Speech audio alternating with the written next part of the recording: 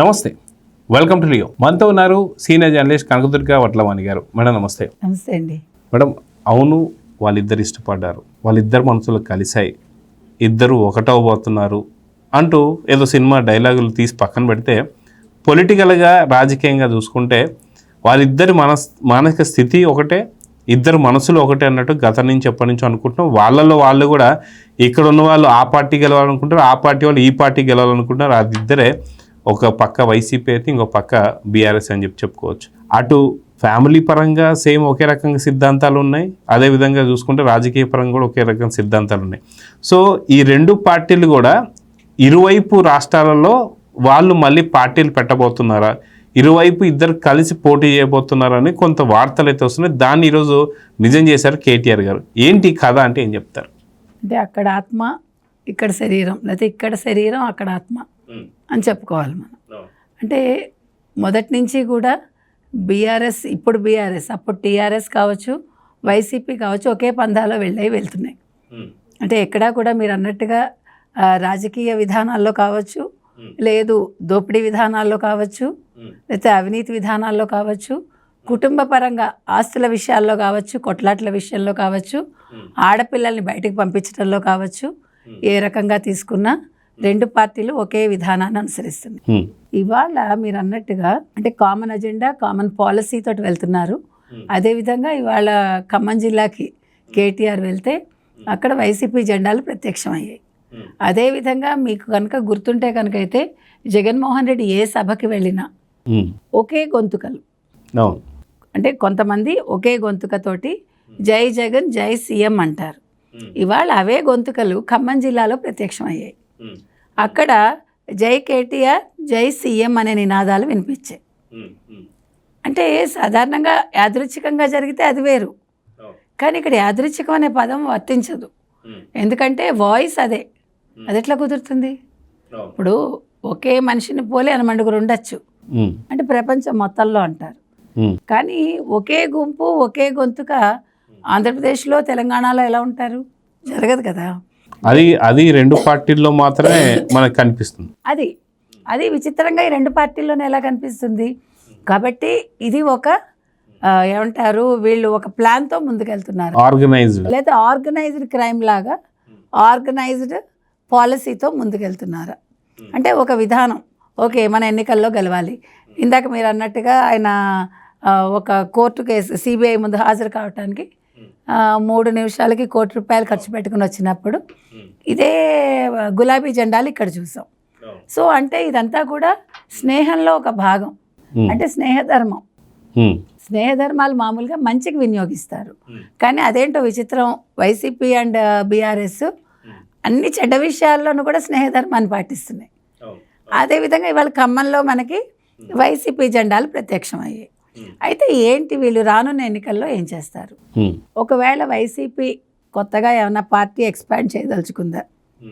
ఇక్కడ తెలంగాణలో ఎందుకు వీళ్ళు ఈ రకంగా ఆలోచిస్తున్నారంటే, నిన్న మనకు వచ్చిన న్యూస్ ఏంటి, తెలంగాణలో కూటమి రాబోతోంది, తెలుగుదేశం, జనసేన, బీజేపీ కలిసికట్టుగా రానున్న ఎన్నికల్లో పోటీ చేస్తారేమో అనే ఒక న్యూస్ బయటకు వచ్చింది.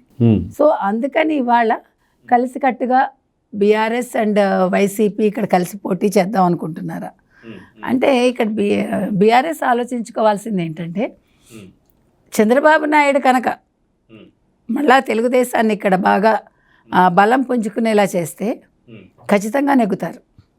ఎందుకంటే వాళ్ళకి ఇక్కడ బేస్ ఉంది. తెలుగుదేశానికి హైదరాబాదులో బేస్ ఉంది, ఓటర్లు ఉన్నారు, తెలుగుదేశాన్ని కావాలనుకుంటున్నారు. అదేవిధంగా జనసేనకు కూడా బేస్ లేకపోయినా పవన్ కళ్యాణ్ ఫ్యాన్స్ ఉన్నారు, ఓటర్లు ఉన్నారు. సరే బీజేపీ కూడా కొద్దో గొప్ప ఇక్కడ పుంజుకుంది. అది మీ హయాంలో మరి మీరు వదిలేసి వాళ్ళకి 8 లోక్సభ సీట్లు వచ్చాయో, ఎందుకు వచ్చాయో కానీ 8 లోక్సభ సీట్లు వచ్చాయి, మీకు కూడా తెలుసు అది. కాబట్టి ఇవాళ వాళ్ళతో సమానంగా ఒకవేళ మీరు ఇక్కడ పోటీ చేద్దాం అనుకుంటే భంగపాటు తప్పదు. భంగపాటు ఏ రకంగా? ఆల్రెడీ బీఆర్ఎస్ మీద ఒక నెగిటివిటీ ఉంది. ఈ నెగిటివిటీకి తోడు కవిత బయటకు వచ్చి ఇవాళ సొంత తండ్రిని, తన్ని పార్టీలో ఎదగనిచ్చిన తండ్రిని నువ్వు ఏం పార్టీ పెట్టి ఇక్కడ పీకావు తెలంగాణలో, ఏం పీకుదామని కేంద్రానికి వెళ్దాం అనుకున్నావు అని అడిగింది. సో ఇవాళ ఇంటి గుట్టంతా బయట పెడుతోంది కూతురు. ఓ పక్క కాళేశ్వరం కుంపటి, మరో పక్క ఫోన్ ట్యాపింగ్ తలనొప్పి, ఇంకో పక్క కేటీఆర్, వీటన్నింటికి తోడు కూతురు కవిత. సరే వీటికి సాయం ఇప్పుడు మనకి వైసీపీ. ఇక్కడ నాకు ఇంకొక పాయింట్ ఏంటంటే, ఏదైతే గతంలో ఫోన్ ట్యాపింగ్ కేసులో శ్రవణ్ కుమార్ ఎక్కడైతే దుబాయ్లో దాక్కున్నటువంటి ఒక సేమ్ అదే అపార్ట్మెంట్లో అదే ఇంట్లో వైసీపీకి సంబంధించి మద్యం కుంభకోణంలో ఉన్న వాళ్ళు ఎవరైతే అందరూ కూడా అక్కడే ఉన్నారు, 5 ఉన్నారు. అవును. సో ఇలా చూసుకుంటే వీళ్ళు రాజకీయ పాలసీలే కాదు, దోచుకున్న పాలసీల్లో క్రైమ్స్లో కూడా వీళ్ళు పార్ట్నర్స్ అని చెప్పేసి క్లారిటీగా అర్థమవుతుంది. అందుకే వీళ్ళ మనసులు కలిసాయంటే ఏమంటారు? ఖచ్చితంగా. అంటే చోరీల్లోనూ కలిసి పనిచేస్తున్నారు. మీరు అన్నట్టుగా ఆ రోజు మద్యం కుంభకోణంలో ఎవరైతే ఉన్నారో 5 ఐఐటీలు ఎవరైతే హెల్ప్ చేశారో మీకు బాగా గుర్తు, వాళ్ళు దుబాయ్లో ఈ శ్రవణ్ కుమార్ ఉండే ఫ్లాట్లోనే ఉన్నారని మనం మాట్లాడుకున్నాం. కాబట్టి అంటే ఇప్పుడు తెలంగాణ ప్రజలు కూడా ఇంకొకసారి ఆలోచించుకోవాలి.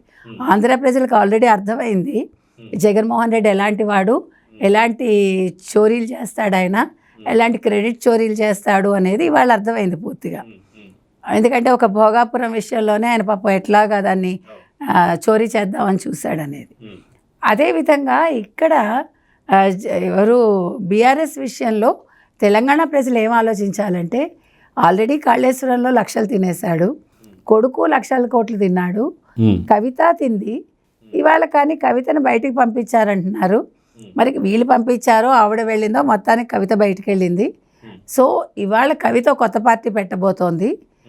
ఇన్ని జరుగుతూ ఉన్నా కూడా అంటే ఇన్ని రకాలుగా వీళ్ళు రాష్ట్రానికి ఏం చేశారు?